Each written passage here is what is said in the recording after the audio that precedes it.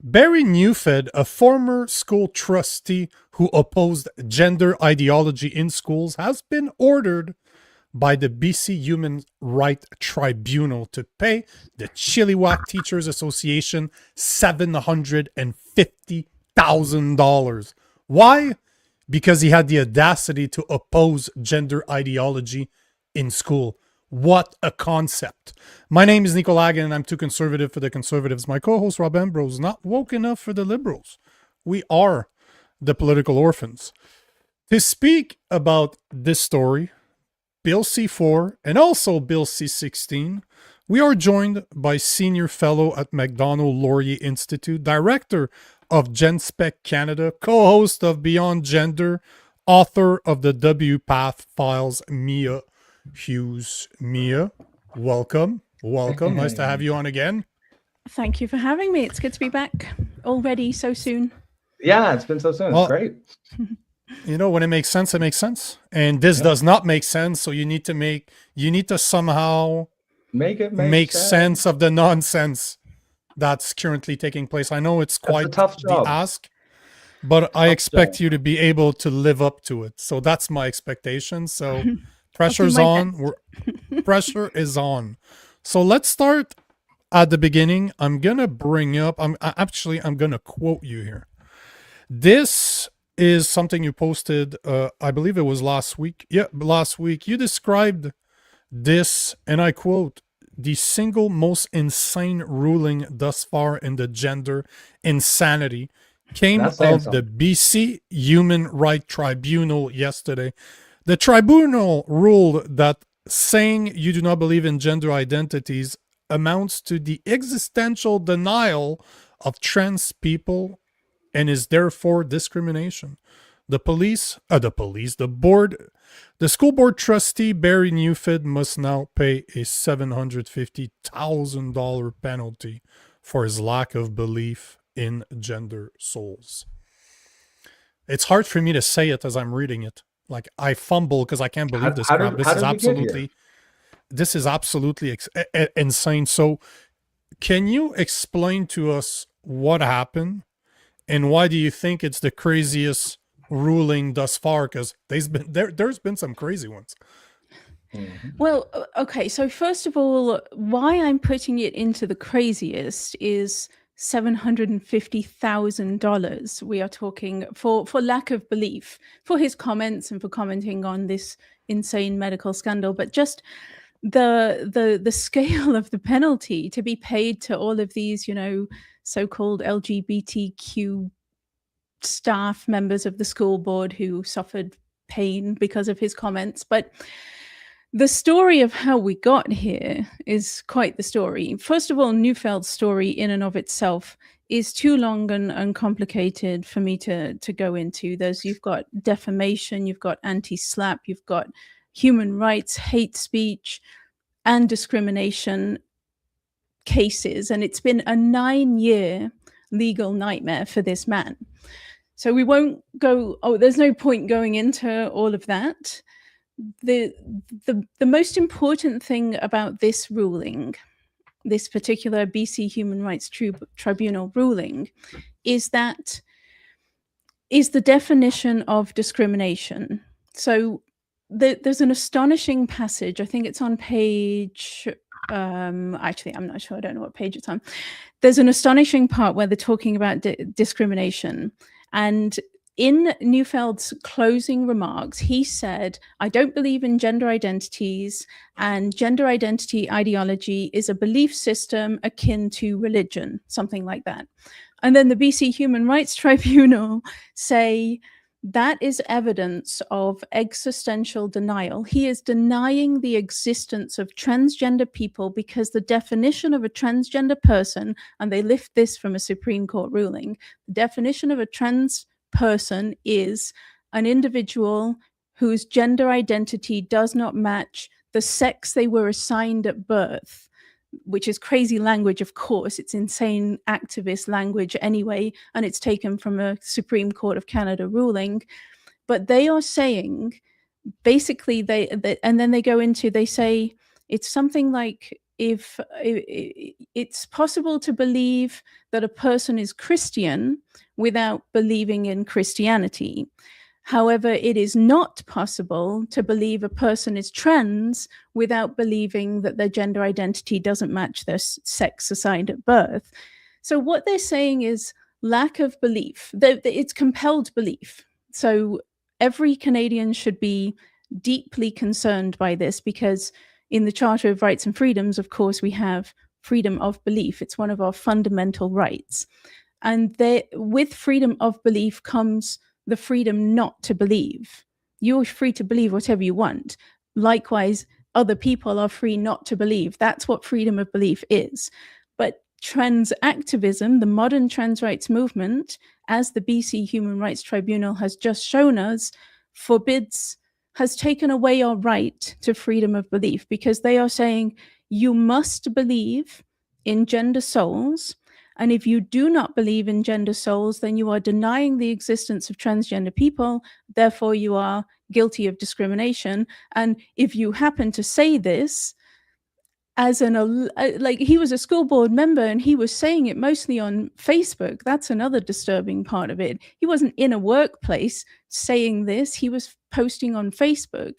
But if you express your lack of belief in the religion of gender, you could be financially ruined.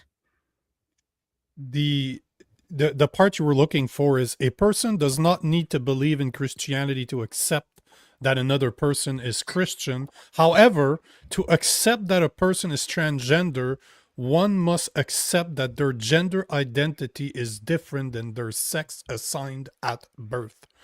So as a Christian, one thing that I say all the time is, people accuse me of believing in a made-up man that lives in the sky, but I find it easier for me to have faith in God than to have faith that women can have penises. Right? It's easier. But the part of the ruling that I just read, and this is the part that's insane, is basically it's okay for an atheist not to believe in Christianity, but it's not okay for me, let's say a Christian, not to believe in gender souls. So there's a massive bias between the two. So I don't care. You don't want to believe in Christ. That's fine. That's fine by me. But I don't get to choose. They get to choose if they believe in Christ or Christianity, but I don't get to say that there's only two genders and genders are no different than sex. Yeah, and Mia, can just to add on to that before you answer, you obviously have a pretty good grasp of the legal issues here. He's basically saying A is bad, but A is not like B. But we're like, is he giving evidence for how? Because in my mind, because I remember reading that passage, and then get to his conclusion that, but that's fine, but this is not fine. In my mind, they seem like the exact same thing. Did he give any evidence or an argument for why those are not the same things? Because as I was reading it, I was like, this is a great argument for why he should not be punished, because you can do this with Christianity. So clearly you should be able to do this with another belief system. Just happens to be a secular belief system in the concept of transgender identities.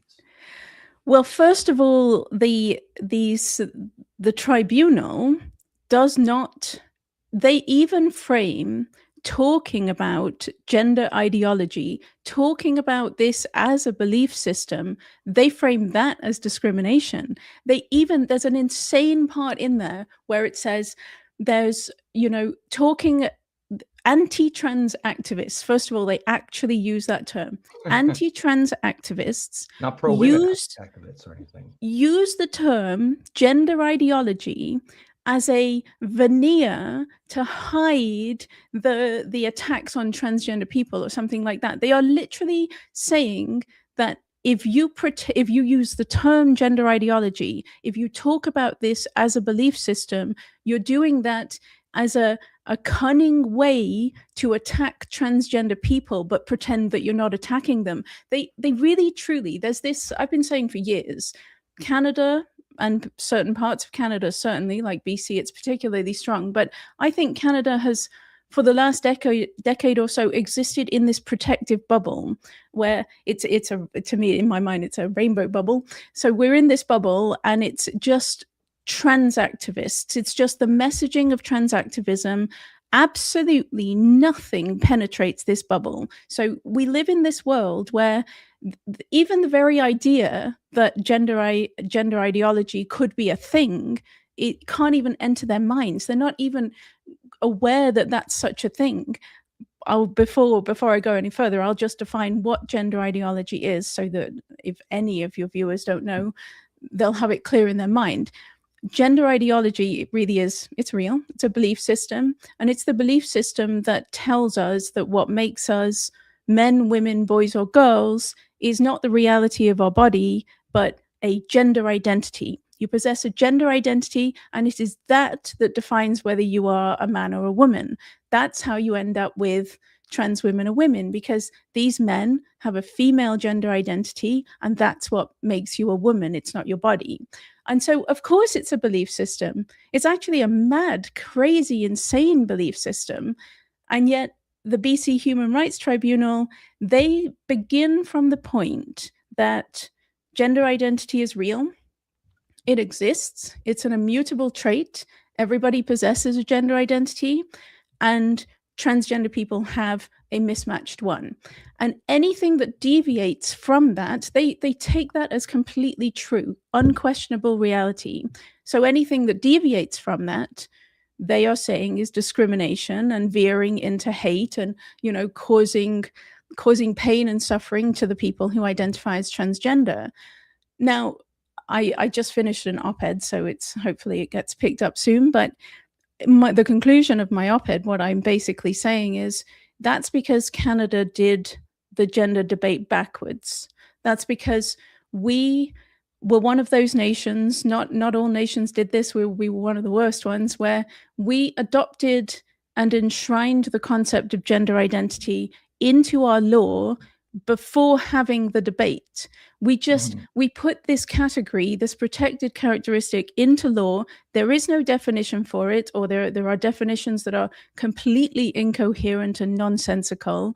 So we put this fictional concept with no clear definition into our law, and therefore we then handed trans activists the power to say anyone asking questions is discriminating against us. We did it backwards. So now that the debate is actually starting, and it's very much on, and nobody's going to be able to stop it, every single one of us involved in the debate is accused of hate and discrimination because we did it backwards.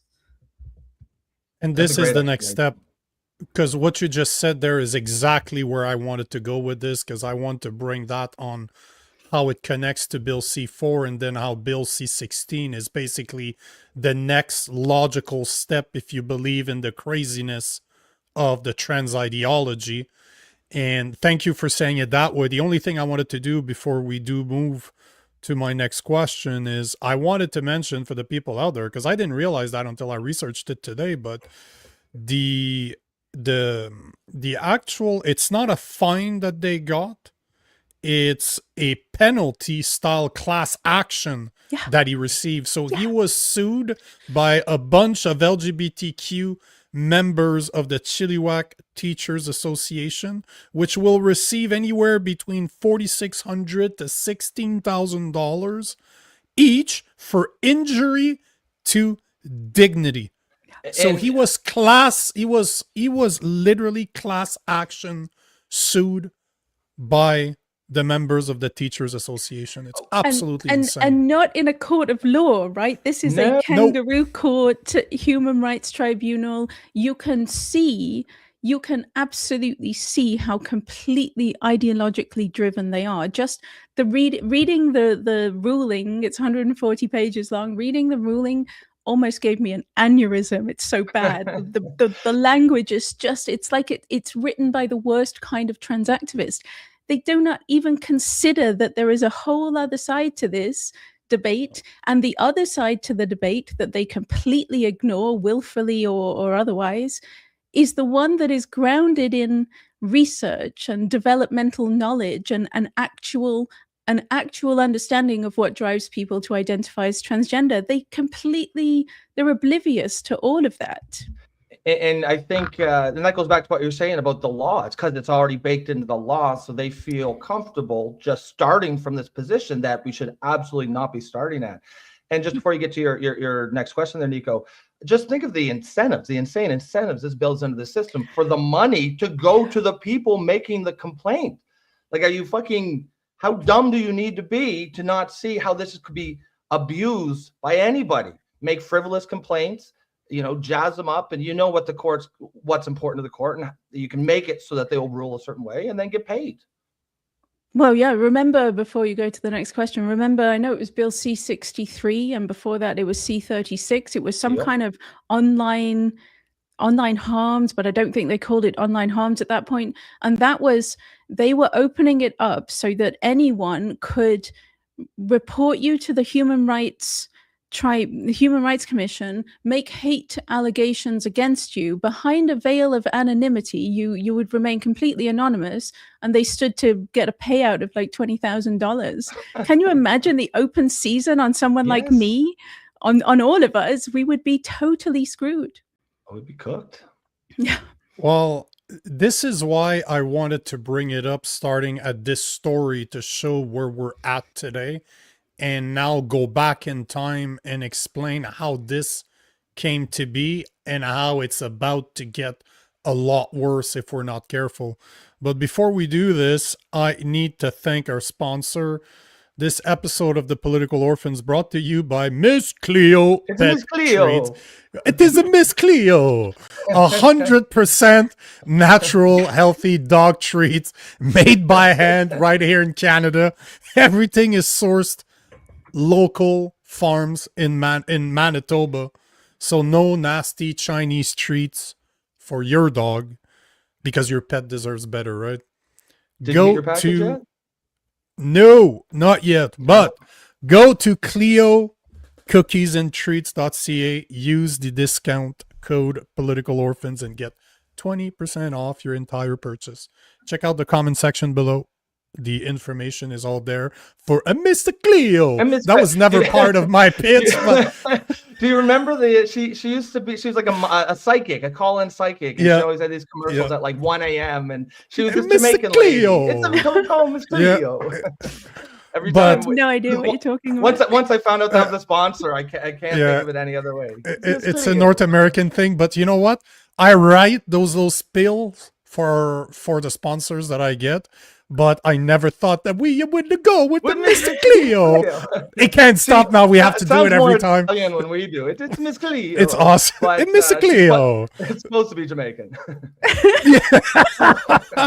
Okay. That being said, C-4. So we spoke about what's going on today with this class action against Barry Neufeld, and now we need to understand where this comes from, because this didn't just appear out of thin air. This actually was somewhat sanctioned by our government. And before I do that, I wanted to show one of your posts, because you rip into one of my favorite person to rip into, Guy Poliev. Any chance I get to rip into that guy. Yeah, that's absolutely. That's probably what I love to ask Mia to come back. Oh, you hate ripping on Poliev. Yeah, come on. Ripping on Poliev, we need to take this. Yeah. But so a couple of days ago, I just want to make sure, on the 22nd, so 3 days ago, Pierre Poliev posted what we see on the screen here. This is insane and Aurelian. Governments and kangaroo courts now chill freedom of expression instead of fighting crimes, censoring people who dare to speak their mind, just as the BC School Board trustee who got slapped with a $750,000 fine for saying that there's only two genders. Enough is enough. We must defend the truth and free speech against these mad censors, said the guy that never spoke against Bill C-9 yet, and it's been tabled for months, but I digress. So you responded, and actually I laughed so hard when I saw that. You, Mia, the little British well-behaved woman, enough is enough. But seriously, we're in this mess because the Conservative Party has been absolutely pathetic in standing up to this liberal, anti-reality, authoritarian cult. Time to make up for lost time at Pierre Poilievre. No more pussyfooting around these people. Boom! And that's the end of the comment. Absolutely love that comment. And because this is something that one of the reasons I rip into Pierre Poilievre all the time is I'm a conservative and he's supposed to be a conservative and he's supposed to stand up for what I believe in, but he's as liberal as Mark Carney. He just decides to have a blue background. That's the only difference between those two. At least, actually, Mark Carney knows he's a liberal. Poilievre thinks he's a conservative. But one of the things that people might not realize is that this all started with Bill C-4. Although Bill C-4 doesn't legally make it possible for, let's say, the BC Human Rights Tribunal to order Barry Neufeld to pay $750,000, what it does, though, is that it did change the atmosphere in Canada, essentially codifying the idea that any attempt to change or question a people's gender identity is potentially criminal. Sure, but I'm actually going to disagree there, and I'm going to say it started somewhere else completely. I think C-4 was the end point of all of the madness. And so it started before C-4 is what you're saying. Yeah. What do you want me to do? Do you want me to start with C-4 and work backwards, or go to the beginning and work forwards? You're the smart person. Yeah. I'm just here to guide the conversation. And then Rob just says dumb shit in the background and makes it entertaining. I'm just the eye candy. I'm just here to look.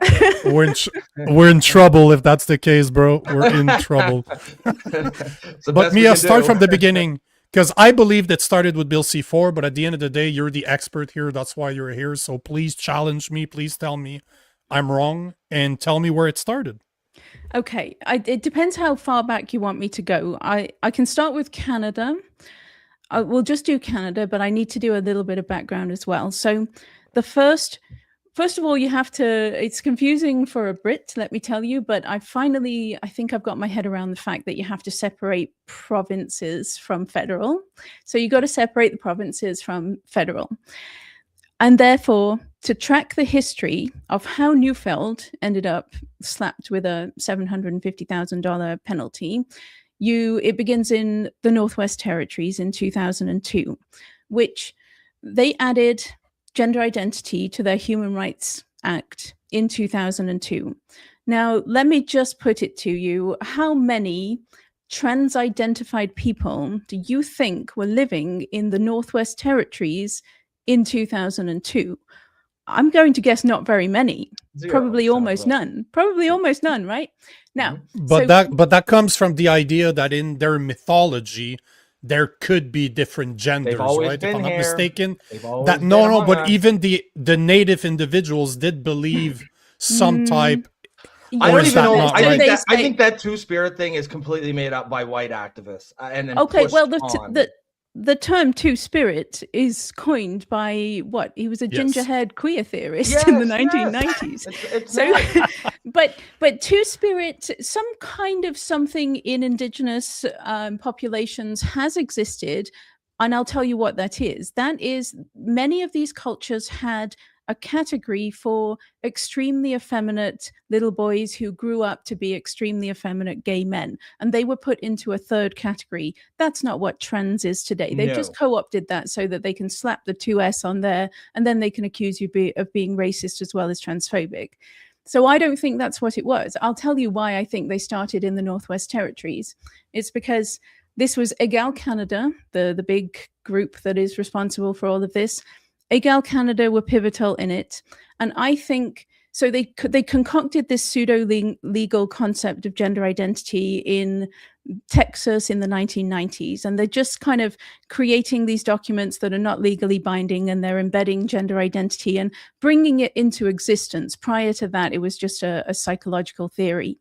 So they've got this going on in the 1990s in Texas and in the US.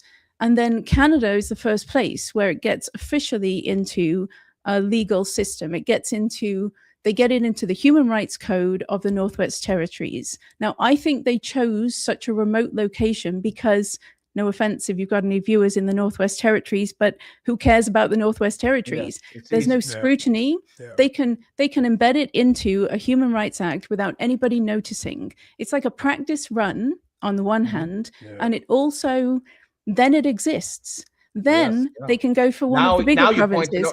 Ontario was next, but look, Northwest Territories has already done it. Look, are they more progressive than you? Right. Like, and it works. But okay, I could go on about this for a long time. So if I'm going on too much, tell me. But there's a really interesting thing that happened. So that was 2002. That's a long time ago. The people with a gal who did that, there were two very important people, John Fisher and Kim Vance, I think the name is. These two then leave a gal right after they get it embedded into the Northwest Territories. They move to Geneva. They set up this NGO that promotes SOGI, the thing that Barry Neufeld ended up being put on trial for. They promote that internationally. Then they embed. They set up a very pivotal meeting in Yogyakarta, Indonesia. It produces the Yogyakarta Principles. This is when gender identity really becomes a legal concept that nations all over the world can then use. They all look to Yogyakarta, these principles, on how to draw up their legal frameworks. Yogyakarta was pivotal. That was Canadians who did that, who set the whole thing up.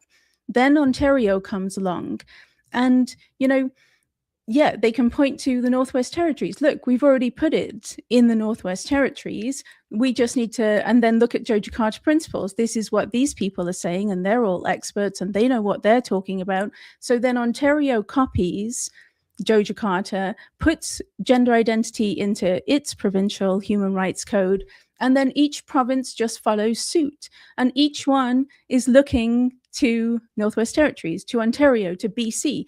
And everybody is just citing each other or copy pasting each other, and nobody at any point stops to ask, wait a minute, does this even exist? Yeah, where's the source material for this? Well, and what is it? First of all, like, I think, what is gender identity? We don't even know what it is. They can't even define it. There's no biological marker, there's no test, there's no objective measure. It's just this self-declared gender soul with no definition whatsoever that is being embedded into all of the provincial human rights codes. So that's how we got here. Hang on. It definitely lays to waste the claim that this is some organic movement, right? This was designed and implemented from the ground up by actual activists with a plan in mind. Oh, no question. I mean, so the thing about look at all the other civil rights movements in history.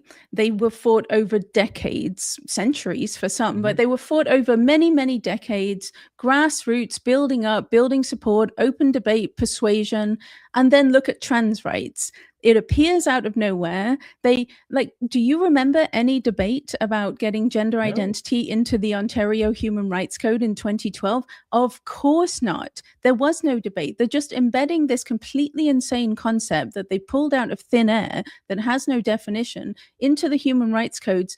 And there's even, so the woman who put it in Ontario, this is a really interesting part. Her name was Sherry DeNovo, NDP, of course, NDP, MPP, Sherry DeNovo. She tables this private member's bill. I think it's like the fourth or fifth time they've tried to push gender identity into the Human Rights Code, and they failed.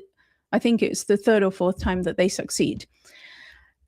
She wrote a memoir in 2021 where she talks about what that period was like. And she says very clearly, she says, this bill changed the entire way that the province did business, from identity cards, spaces, prisons, but nobody knew what they were supporting. She says, I'm glad that no one looked too closely.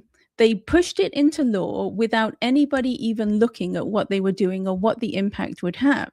But then, because each province just copies the other and it just spreads, like a mold across the nation, that'll get me in trouble, I bet. And then C-16 comes along. So everybody talks about C-16, which was the amendment to the the Federal Human Rights Act and the Criminal Code. What That year came is this? along 2017. Okay. All of the debating was going on in 2016, and then it makes it into our federal legal system in 2017. And there was a lot of debate going on around this. Now that is, they put gender identity in as a protected grounds, so you can't discriminate against people in federal services, so in prisons, in federal employment. It's a federal bill. But what really most people missed, I think, at the time was the C-16. They just shrugged it off. They're just like, well, it's in all of the provincial human rights codes. It's already embedded all the way across the country. So we're just doing a kind of, administrative, bureaucratic little update to bring the federal law in line with all the provinces. But nobody understood, who was writing the law, that all of the provinces had put this crazy concept into law without any scrutiny, without any analysis, and without any definition that makes any sense. And now here we are, where we can't even say that women are female. We can't say that it's wrong to chop body parts off teenage girls. We can't even state basic facts about human existence because of the very dedicated and structured and long game approach that trans activists played in creating this new reality. So where does Bill C-4 connect into this? Because Bill C-16, it's kind of ironic that you're bringing up Bill C-16 back from 2017 when there's a new Bill C-16 that were tabled.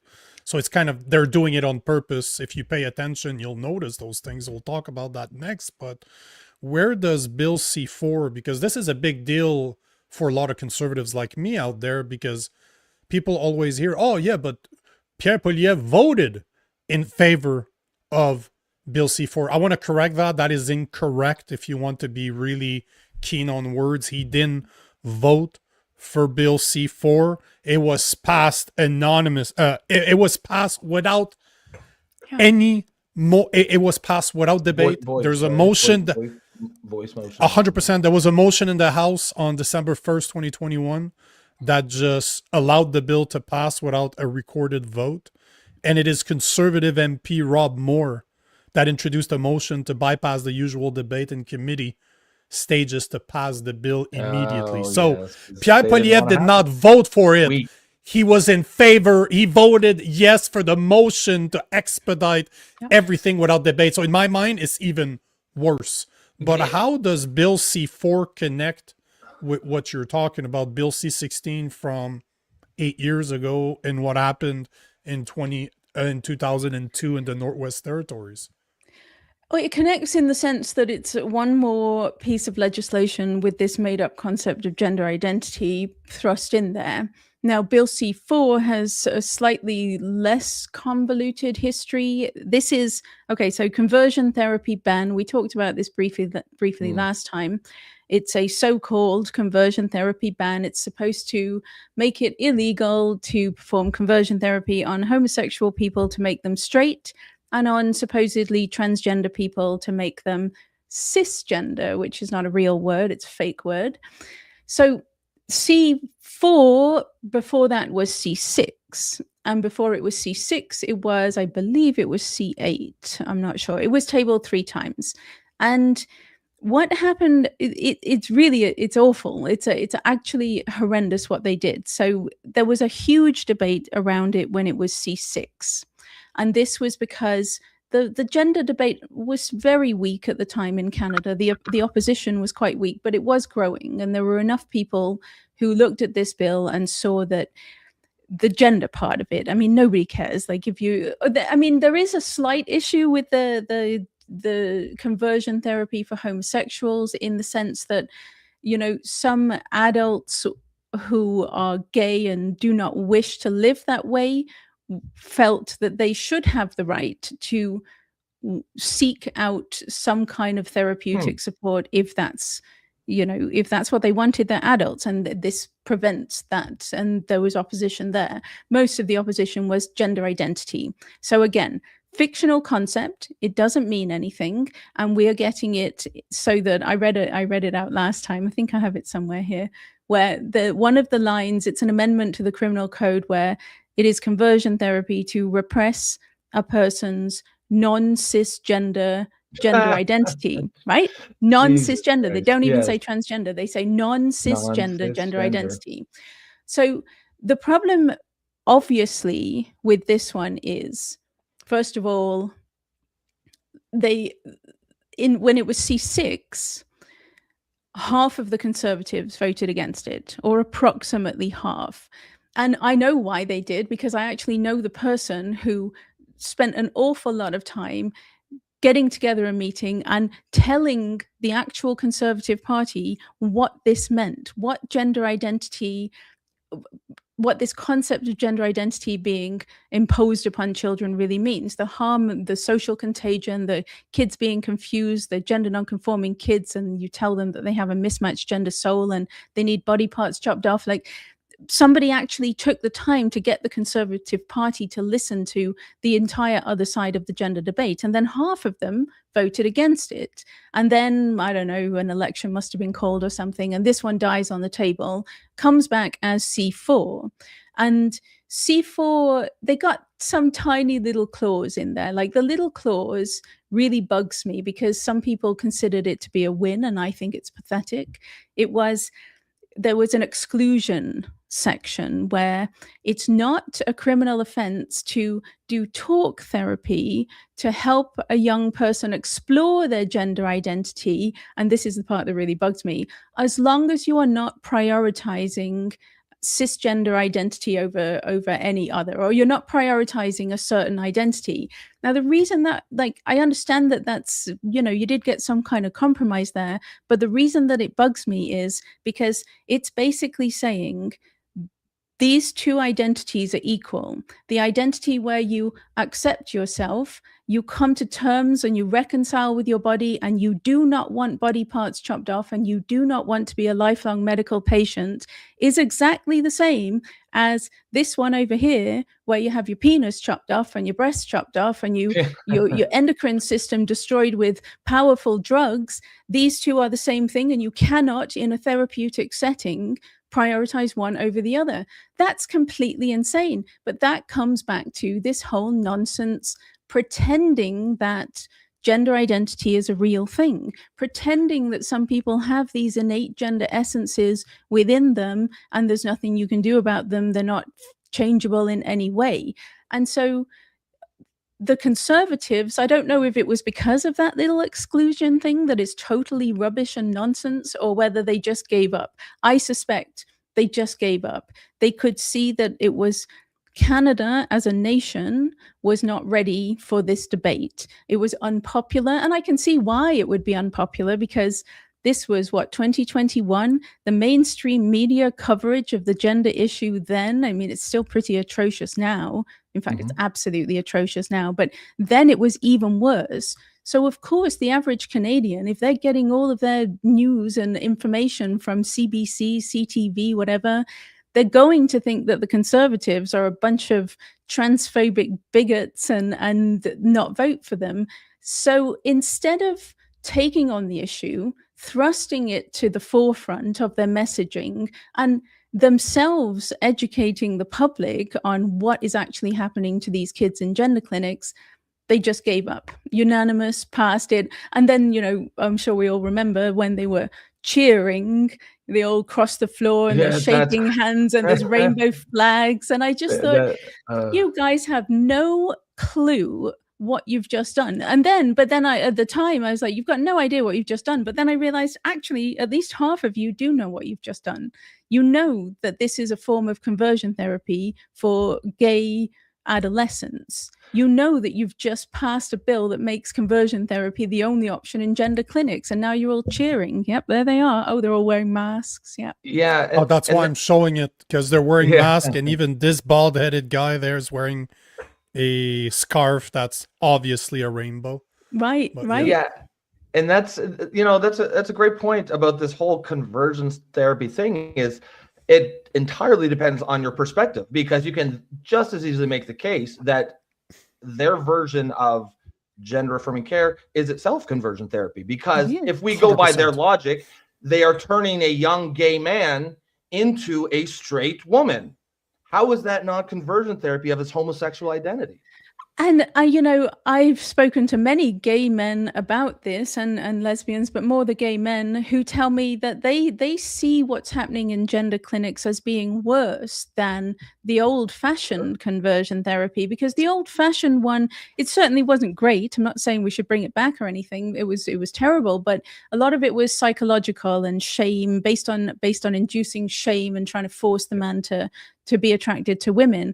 This is, you are actually chopping off this man's penis. I know young gay men in their 20s who don't have penises because they grew up in this mad era where they were really, really effeminate in their adolescence, and they were told that made them girls. They took puberty blockers, they took estrogen, and then they had their penises chopped off, and now they're in their 20s. And they've got to go their whole lives living this way. That's way worse than conversion therapy back in the day, right? I'm sure you're probably talking about at least one of them, Richie Heron, who's quite well known on I X. love Richie. Richie's great, and anyone in this debate will have interacted with him, and he's a great guy. And just imagine this for a second: he's a young gay man in his early 20s, and his penis was cut off. But he no longer subscribes to the belief system that induced him to do that. He knows it was a lie. He knows it was pushed on him, and he has to somehow live with that for the rest of his life, with no cock and no balls. It is man-made horrors beyond our comprehension. It is, right? I'm speaking in DC in a couple of weeks, and Richie will be there. I get to meet him in person. I've spoken to him many times online, but his story is incredible. There's things that people don't understand and don't think about, and it is very difficult to think about because it's so gruesome and so ghastly. But, he will talk about the fact that he has to dilate this wound. It's an inverted penis, and it's a wound, and if he doesn't dilate it, the body closes up. Yep. So he has to dilate for the rest of his life, but he doesn't identify as a woman anymore. And they screwed it up completely. Like, he was never able to even have sex as a woman. It was not functional. I tell you, something that really bugs me, these gender surgeons, when some of them, when they're talking about performing this penile inversion, like they chop the penis off and they invert it, they will sometimes say that they are creating a fully functional vagina. And you know what they mean by fully functional? They mean can be penetrated. It can be fucked. And that's right. That's all they care about. Them, that's what women are, I guess, because I've pushed 3 babies out of mine, and I'm pretty sure no man could ever do that out of his inverted penis. Insane. It's just so insane. You mentioned something that I find very interesting. Again, going back to the conservatives that are supposed to be fighting this if they're conservatives. But you mentioned that they got a tiny little piece into Bill C-4, and that's enough to not have the debate. Canada's not ready, but we got to win. And Bill C-9 is the same thing. The hate speech bill is the exact same thing. You have Layton right now, a conservative MP, that's fighting for the religion. And I'm like, hey, asshole, how about the definition of hate speech that's being put in there? I'm a Christian, but I'm used to people hating on Christians. It's fine. People don't like it. Don't care. It's not going to stop me from sleeping. But why? They're trying to get that tiny little win by protecting the religion of everybody, when they're not addressing the real problem in Bill C-9, saying the definition of hate is more than disdain. Yeah. This is your barometer, legal definition that we're going to put in the criminal code. So you're basically changing Canada as we know it, but nobody over there, Pierre Poilievre, is complaining, oh, this is Aurelian. Hey, ass, you never talked about Bill C-9. Never mentioned a fucking word how dangerous that bill is, and you voted for a motion that allowed Bill C-4 to pass. No consequences, and people still think he's a conservative. And I want this to me. So we talked about what's going on right now with a $750,000 fine. You took us back to 2002 when people had glazed hair. Do you remember that? They had little yellow hair. Frosted tips. Frosted tips. Yeah. Frosted tips, bro. You brought us back to the I frosted don't remember tips. that. Yeah, no. Oh, as you can tell, hair is very important to me. Yeah, but the frosted tips, the Justin Timberlakes of this world. Yeah. And the next step, I want to take the last remaining minutes to talk about what's coming, like Bill C-16, that's coming, that's been tabled, so that we can kind of show we see the present, we have an understanding of how the hell we got here, and now we should have a bit of an understanding as to where the fuck we're going, because it ain't looking any better. Okay, what is C-16? I don't think I know. But before we get there, I want to say to the listeners that on March 1st, I'm launching a private community for the people of the political orphans. For those who know what's wrong and agree that the last thing we need is more political slogans and talking points, the subject of today being one of them. But I want to stop talking about the problems, and I want us to start building on solutions, because there's three types of people in this life: people that talk about other people that talk about problems, and people that find solutions. I want to create a group that is for people that will find solutions. We need to be able to have conversations like the one that we're having today, but we need to find ways to take that and turn it into serious solutions that we can apply in the real world. So this will be a citizen-led movement to rebuild Canada into the country our kids deserve. March 1st, I'm just talking about it, but this is coming. What's up? Nice. Just to Mia, to give you a bit of context, C-16. So that's our hate speech bill. No, it is not. Oh, no, sorry. It is not. C9 is the hate speech. Oh, that's right. That's why we don't let. That's why we don't let Rob talk about bills. He's just there because we need a liberal. Bill C9 is the hate speech act. Bill C-16 is the new one that was tabled back in December last year. It is called the Protecting Victims Act, and it is pushed as a bill the Liberal government introduced. It's being sold as tackling gender-based violence, controlling behavior, and strengthening child protection. They're basically saying we're going to go after predators. But one of the things that it makes very clear is that gender-based violence, in a world where gender can be defined by any emotion that you want, and that violence is anything you say online that hurts people's feelings, the thing that Bill C-16 does that is absolutely insane is that it calls on the definition of Bill C-9 of hate speech. So if you start paying attention to those bills like the C2, C8, C9, C12, C16, and the new Bill C-63 when it's going to be retabled, they all call on each other. They're all interconnected instead of a big fuck kind of like what you were talking about earlier. Yeah, but that's exactly my point. So what you were describing that happened in the Northwest Territories and then Ontario is like, hey, hold my beer.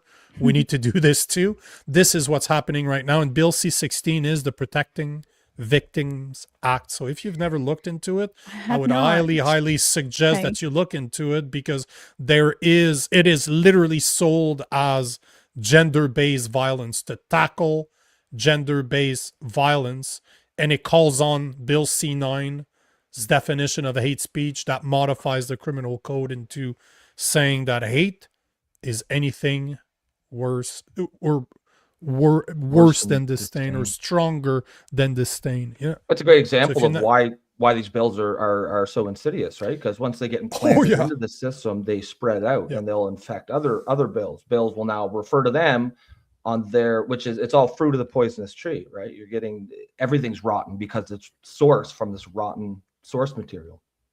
But like you were saying, the other thing, just before I pass it to you, is that they are not putting it into one single bill. They're doing it on purpose.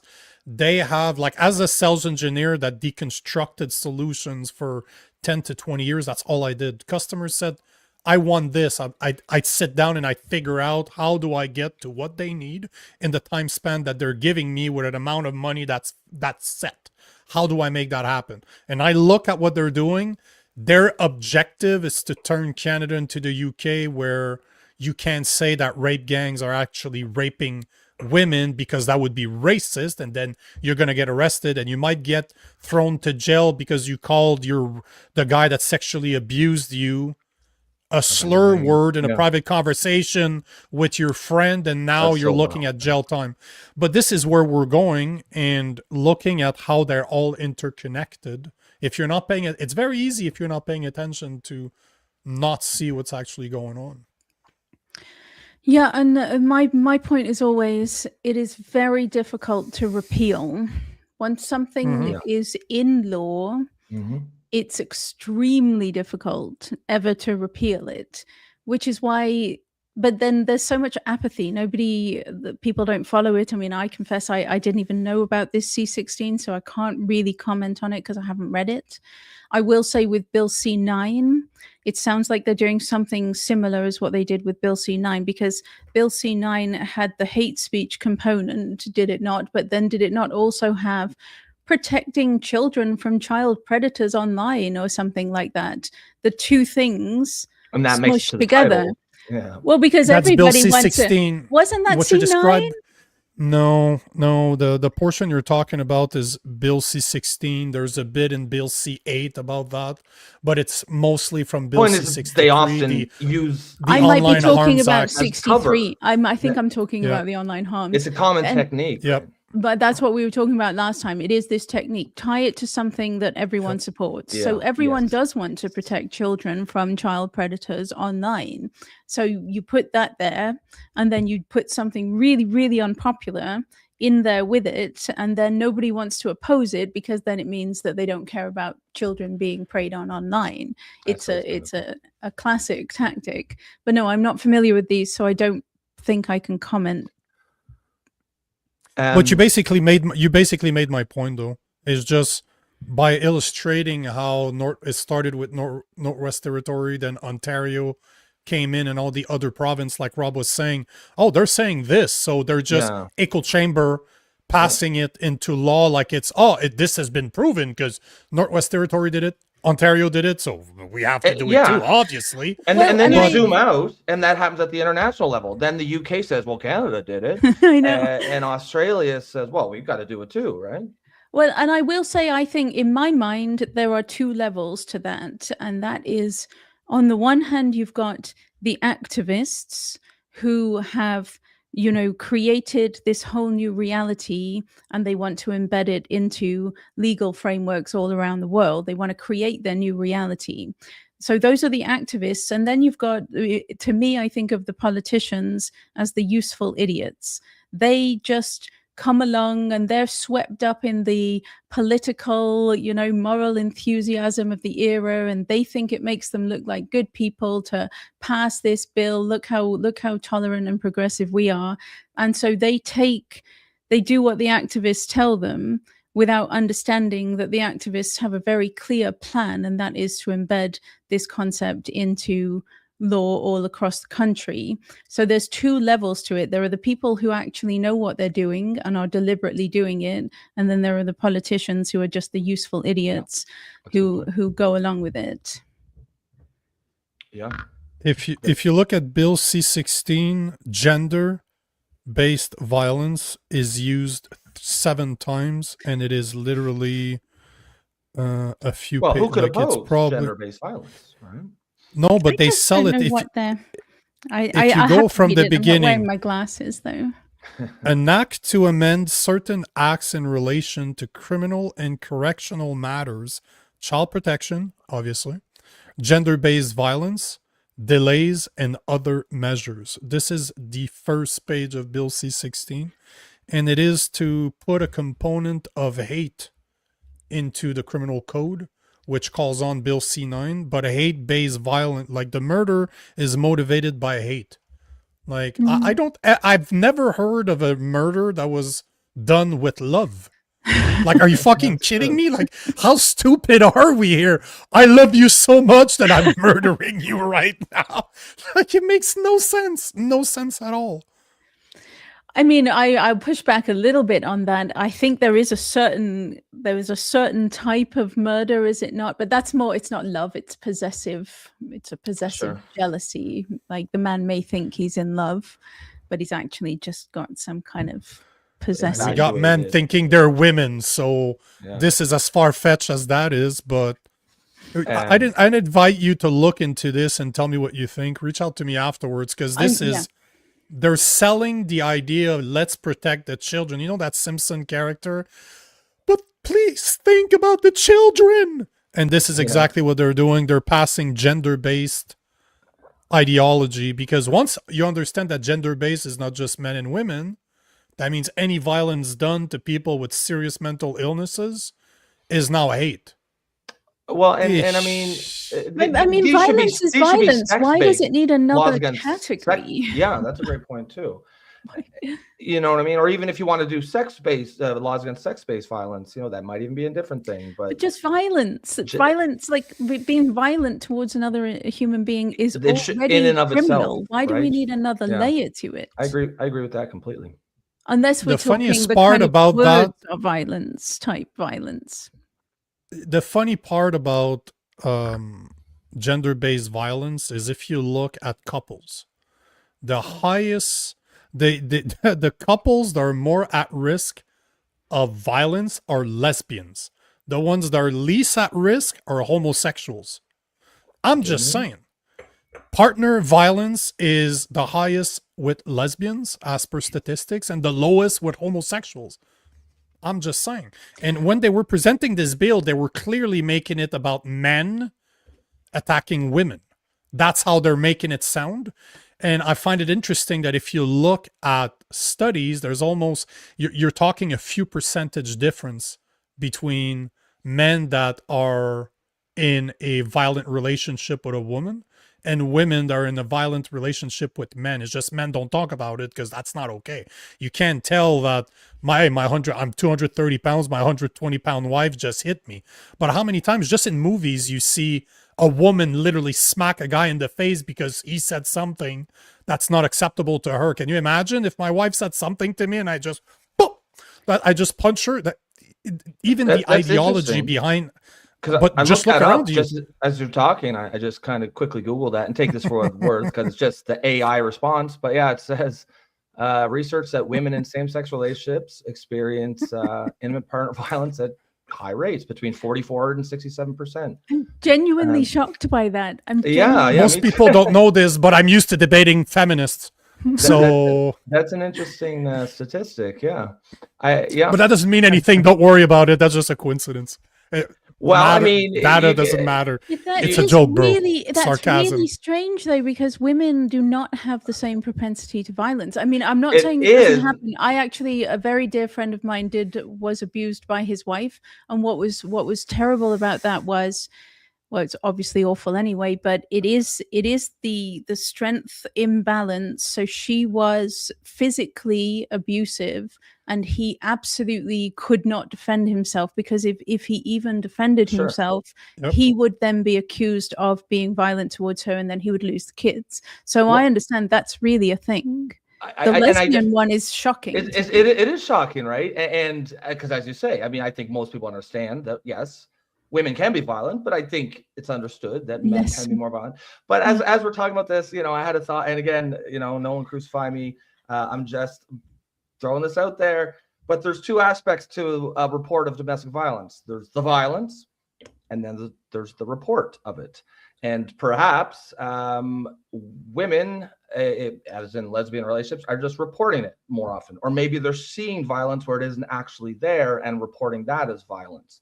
Again, I don't have any deeper opinion beyond that. It's just a thought that popped into my head. I'm not saying that women are likely to falsely report domestic violence, but I'm just, you know, it's a plausible solution to the question of, that's weird because women aren't that violent.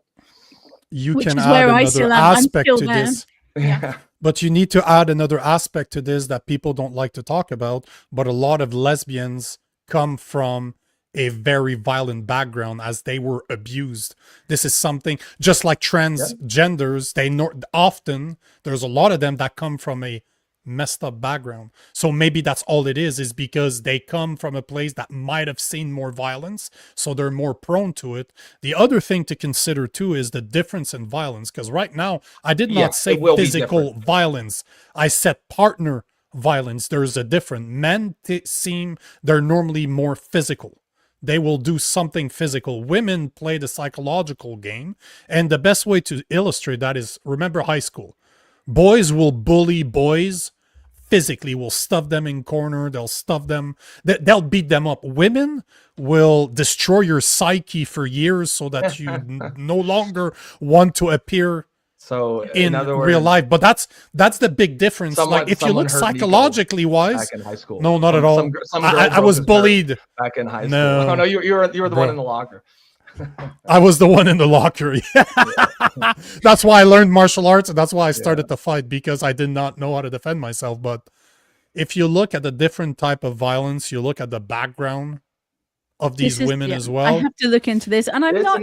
Are we sure that lesbians have been abused? Like I know on the trans issue, I've looked into that extensively, and there's definitely, like, the CAST report found that the kids that went through the JIDS clinic in London, they did have a higher than normal rate of adverse child events, and a much higher than normal rate of living with a parent who was a registered sex offender. But we're still talking, I think it was under 3% of them, but that's astronomically high compared to the number of registered sex offenders there are. So there is a correlation there. But I think when we're talking trauma in trans, it can be the trauma of being bullied. It can be the trauma of divorced parents or a broken home or the moving around and stuff. So a lot of things are lumped into the label of trauma, and it's not always abusive or sexual violence. Sure. As for lesbians, I can't comment. I thought that was an old myth. I just know what came up when I Googled it first. It said similar or higher rates in heterosexual women. Some studies showing roughly 45% to 67% of lesbian bisexual women experience IPV, have experienced IPV in their relationships. It's an interesting statistic, and I would have to look more into the source material of that as well. You're not going to find it. I've looked into it, and unfortunately, there's not a lot of data that will. You have to kind of look at the psychological. It gives some links to the data they're using. No, there's data out there, but they never push the real studies over 100 years, for example, to try to analyze, because how long have lesbians really getting married has been normalized, let's say, the 80s, the 70s. So there's not that much data, but there's something that seems to indicate trauma. And I'm not saying they're lesbians because they've been traumatized, although you could argue that if you look at trans, a lot of them, like we were talking, I think it was yesterday, Rob, that some of them are not necessarily fit to take right decisions. Like they are. What's the two categories? I'm drawing a blank right now. You called them out yesterday when we were talking about the man in the prison that's now a woman, but that's caused multiple sexual assaults and want to be transferred to a woman's prison now. You went on a rant for like almost 5 minutes, and you were referring to certain state. It's the mental. I don't know that they're. Like state of mind as you commit a crime? No, not the state of mind. The people that are more prone, they're most susceptible to believing. I was talking about autistic people are more susceptible to. There you go. Thank you. That there's something wrong with their body. Autism. Thank you. Right. That's the word I was looking for. So autism. So you know that there's a correlation when you start looking at trends, that there is a pattern. I'm not saying that every single one of them is, right? No question. Of course, there's a strong correlation with autism.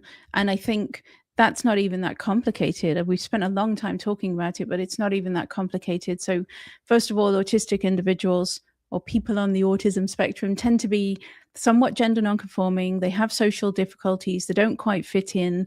They're lonely. They're isolated. That is every risk factor for falling into this trans movement. And because of trans identity, it's enticing for two reasons. One, it's an explanation for why you don't fit in and why you're socially awkward. It's because you're trans. That's enticing for a kid who doesn't really understand why they're the weird kid. But it also comes with the tantalizing promise of a cure. Okay, I'm trans and all I need to do is follow this medical pathway and my life will be amazing and wonderful and I'll be popular. And then there's a third layer to it, and that is the isolated adolescent who does not fit in, identifies as trans and finds themselves in a community that accepts them and is happy to have them, and they found their tribe, and so it all feels really real. And autistic people on the autism spectrum have a tendency to hyperfixate on one particular issue, and once they're hyperfixated on it, you cannot distract them from it. And if that fixation happens to be trans ideology or gender and this medical treatment, then you've got very little chance of getting them off course. So that's autism. And then all of the other little comorbidities that we have going on, the trauma and the bullying and the everything, again, trans is just, the tantalizing promise of an escape. You can transition to be someone else. You can cast off that old shameful self who had no friends, who was really, awkward and shy, and you can become someone new. And that new person is going to be accepted and celebrated, and all your teachers are going to applaud, and everybody's going to, validate your identity and be really kind to you. So there's a promise of a better life if you identify as transgender, that for these kids who are in a really dark place in adolescence and they don't know why they're hurting so much, you can see why they're being drawn in. But the reason why the reason why I think it's not like homosexuality is because your sexuality, you can't really control it. Once you hit puberty and you have certain desires, you can't control who you're attracted to. And so if you happen to be attracted to members of the same sex, you may be very uncomfortable with that. And that's another reason why some of them will identify as trans. They're escaping their homosexuality, but it's instinctive. It's something you have no control over. And once somebody doesn't choose, once somebody's sexuality develops, it very rarely changes. I would argue it never changes, and people were just in denial before. But if you come out as gay when you're 16, 17, and you remain homosexual into being a fully grown adult, you're not going to detransition from being gay and switch to being heterosexual. It's fixed. You can't control it. It's something within you. So the two things are very different. And trans is just, I'll push back on you like you've pushed back on me today. Okay. I'm very happy this is happening.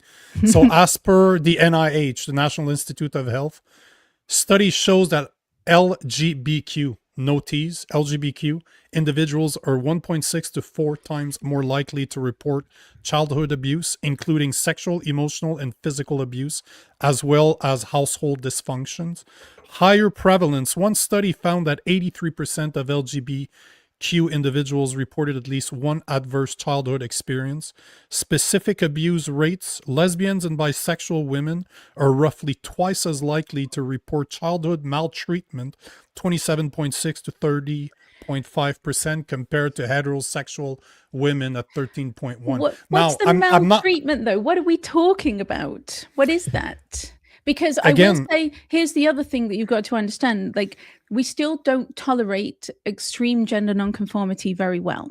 And so if you're a tomboy, extremely masculine, you may have parents who are not tolerant of that. If you're an effeminate boy destined to grow up to be a gay man, you may not have parents who can tolerate that. That's another way that these kids end up being trans, is that their parents don't want the effeminate little boy, so they trans him. So what kind of adverse I'm not saying I have it?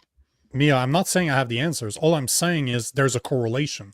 There's data out there. But I think regardless, once it's set, it does not change. Once a child hits puberty, there's no changing, right? Well, I interviewed Dr. Paul McHugh, who he is, the man who shut down John Money's gender clinic in 1979, like a total legend. He's 94 when I interviewed him. And he has this thing where he says, you shouldn't be calling anyone, gay, straight, whatever, until they're 21. Give everyone time to experiment, settle into their identities. He obviously doesn't think you should call any of these kids trans. He shut down John Money, the first gender clinic, but give people time to experiment and settle in. But once you settle in, you're fixed. Yeah, and you have no control over and it. I think most people, many gay adults will definitely say they felt that they kind of knew it all along. But I definitely sort of agree with the idea, just as a broad policy, that just leave people alone until they're 20, 21. Let them figure it out for themselves. Yeah. No matter what the subject is, actually. As much as not just trans, not just your sexual preference, but it's... You don't need to tell people who they are. Did you guys see, did you see, I did a tweet the other day because we were talking, there was a lot of talk about fertility because there was supposed to be a puberty blocker trial launched by the NHS in England, and they were offering 10-year-olds fertility preservation. That's insane. And that's so another huge thing, right? Because my baby fever didn't hit until I was 30. And when I was 28, I absolutely did not want to have children. 29, pretty much, still absolutely did not want to have children. And then I hit 30 and I needed to have a baby instantly. I had to have a baby right away. And then I had 3 children, and I was a stay-at-home mother. So the very idea, it's like you can't make that decision at 21 either. Yes. I don't think anyone could make that decision, to be honest. Like maybe in your 40s. It's wild, right? The fact that they're even talking about this, and that alone wasn't enough to make them think. Like, if you're even asking the question, okay, should we be telling these kids or pushing these kids to take to freeze their eggs? Should we freeze this 10-year-old's eggs? That alone should be evidence that you've gone too far. Right. I've always thought, like what goes through the surgeon's mind when there's a 16-year-old girl out on the operating table and he's about to chop off her healthy breast. I don't think it's money. I really don't think. I think that surgeon is so ideologically captured that he sees a boy on the operating table and he thinks that's a dangerous group of people. Boy. But I just think when you can see her right there and you're just about to do this to her, does it ever flicker into your mind, my God, I'm a monster. What am I doing? I dated for years. I dated an anesthesiologist that worked. Obviously, she's in Canada, so she worked for the public sector. She worked for the children's, actually, in Montreal, and she also did some private work. And she worked for one of those clinics. That was years ago. She could not give two fucking shit about the ideology. It just paid extremely fucking well. She could not give two shits I'm about sure the there's ideology. like that Irish one. That Irish one, the Sive Gallagher. That one belongs in prison. Yeah, and I think she's mostly caring about the money. But there are definitely people who... She's a genuine psychopath. I think there are the ideologically driven ones who think that they are saving the lives of trans kids. In some ways, those are more dangerous. Psychopaths. Yeah, I think the ones who genuinely think they're saving trans kids are more dangerous because if you don't know, Nico, who this woman is, like she's Irish, but she was in the US, this surgeon, and she's a TikTok celebrity, and she would do these TikTok videos about, she would call it yeet the teats. That's what she would call medically unnecessary bilateral mastectomy. She gave it a fun, quirky name, yeet the teats. And she would make all of these TikTok videos for her hundreds of thousands of teenage followers, with quirky music, and she's all dolled up and she's dancing around talking about yeeting the teats and selling her ghoulish, ghastly services to these vulnerable kids online who are in the depths of misery and think that having their breast chopped off is going to make their life magical and wonderful. I think she belongs in prison. Almost certainly victims of childhood sexual assault, which is heavily overrepresented among young teenage girls. I think as high as 80% but this is where report some version of sexual abuse somewhere. The trauma. But this is where I disagree with you guys, because you guys seem to believe that it's worse if they believe that they're doing good. I think it's way worse if they know that what they're doing is not good, because I could potentially understand to a certain extent that somebody is really a believer, because there are believers out there that really believe. But just more dangerous. No, I think you've but misunderstood though. What I'm saying is I think it's worse, first of all, because most of them I think are the true believers. They believe that they're saving the lives of trans kids, so-called.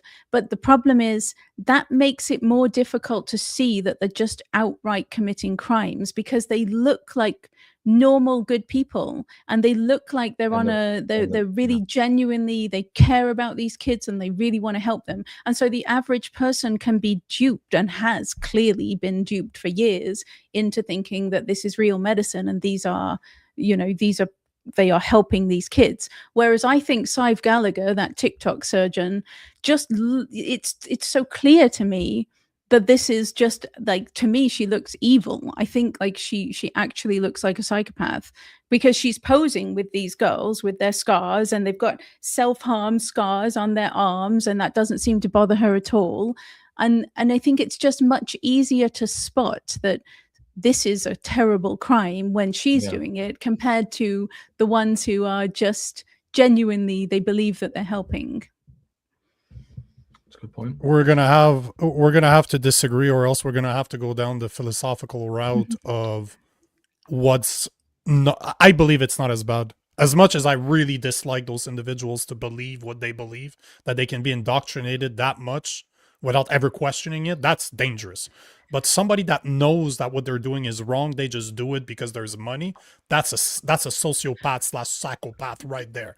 But that's the world we idolize now, right? I think we agree, but I just think the others are more dangerous because you can't spot them as easily. The evil one committing a terrible crime, knowingly committing a crime, yeah, that's absolutely horrendous. But they're easier to spot. From the perspective of trying to stop the ideology. The only reason they're harder to stop is because we're not talking about it. That's why I spend every waking moment talking about it. But that's my point. Like I grew up being told that we can't talk about three things. We can't talk about money, we can't talk about politics, and we can't talk about religion. Yet every single person out there has an opinion on it. Those are the three things we all have an opinion on, agree, disagree. And this is one of them. Not being able to talk about the trans ideology and how dangerous that is, and how it's going to be seen as the most insane medical part of our history. Like, this is absolutely insanity what's happening, and most people don't realize those are little girls. They're it's really the little girls it's not a big dude in a dress. That person, I'll knock him out and he'll never do it again. But that little girl that really believes that's been indoctrinated to believe that there's something physically and mentally wrong with her, she'll probably never get over it. That's why I was saying earlier that, there's the two types of bullying. I'd much rather be bullied by a man, because my bones will heal. My scars, I'll forget the pain that's associated with those scars. But feminine type of violence is something that is traumatic. And there's a good reason those people never get over it. Like, you'll learn to live with the consequences of your actions, but you'll never stop thinking about it. Yeah, I have a teenage daughter, so I'm being reminded of what it is to be in high school with a bunch of horrible teenage girls. But I will say, I guess maybe it's my final point if we're going to wrap up soon, but I do truly believe, like what you just said, Nico, it's not just the worst medical scandal that has ever happened in all of history. It is one of the most insane moments in human history. Like, if you've ever, like, when I was a kid, when I used to love history and I would read about the Salem witch trials, and I used to think, what was it like to live through something so crazy? We're living through it. We're living through that kind of moment right now. This is as mad as the Salem witch trials. An entire society has completely lost their minds, believes in witches, and is on a witch hunt. But we're there. This is what it is. So I don't feel we're kind of, I don't know. We're kind of emerging from it, I think. But are we in Canada? The rest of the world, I think, is emerging from it. There are signs Canada. Of it, and then something happens like this ridiculous $250,000 penalty that we brought you on to talk about in the first place. Well, Three quarters of a million. Yes, sorry. And then you're like, oh, okay, maybe we're not doing the progress that we thought.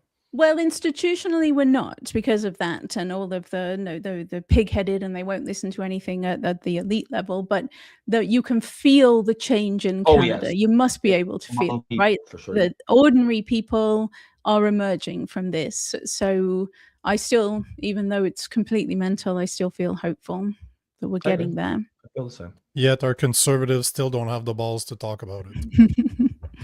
Any chance I get to rep into them, I will. Yeah. Yeah. No, it's great. Thanks for coming on the show, Maya, again. Always appreciate Always a pleasure. Lovely to your see you both. experience and knowledge. Yep. Really happy you joined. We'll do it again. Yeah. Read Bill C-16 and let me know what you think of Bill C-16. Will do. Because that is, you'll see those little references to gender and you're like, yeah, okay, I see what you're doing here. Okay. But it's in the name of the children. Okay. Always in the name of the children. Yes, got to protect them. All right, we'll see you later, man. Appreciate your time. Thank you. Bye. Bye. There you go, man. Yes, yeah, great interview. Loved it. I thought that was really good. It was great. It was a great interview. If you don't, I thought it was really good. Yeah, you cocky bastard. If you're not like too familiar with this topic, she's gonna walk you through the birth of this movement, how we got here. Yep. It was a great chat. That's what I wanted. That's basically what I wanted to do, is kind of show the history, how it started, where we've been, where we are, and where we're going. Mm-hmm. So we will wrap it up there. Hopefully you guys enjoyed that as well. If you are tuning in for the first time, welcome to the Political Orphans. Normally we do take a lot of comments. The show is based on audience engagement, but when we have a guest like that, we usually just let them go and do the thing. If you want to support the show, please consider becoming a member. You can do that through YouTube for the low price of $2.99 per month. You can also buy us a coffee in the QR code of your upper left-hand corner of your screen. And of course, you can always just come back and throw some comments in there. We will get to them, and that's another way you can support the show. Please remember to like and share the stream if you're still out there listening. And we will see you guys tomorrow night. We'll wrap the week up. Peace.